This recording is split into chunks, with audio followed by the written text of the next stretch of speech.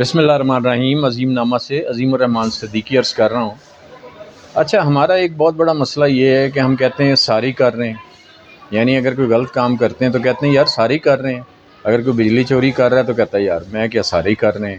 اسی طرح رشوت لیتا ہے اگر کوئی، یا کرپشن کرتا ہے، یا بے ایمانی کرتا ہے، یا ملاوٹ کرتا ہے، یا کوئی بھی غلط کام کرتا ہے تو کہتے ہیں یار یہ سارے ہی کر رہے ہیں، سو ہم بھی کر رہے ہیں۔ تو بات یہ ہے کہ اللہ تعالیٰ کے پاس ہر ایک بندے نے اپنا اپنا حساب دینا ہے۔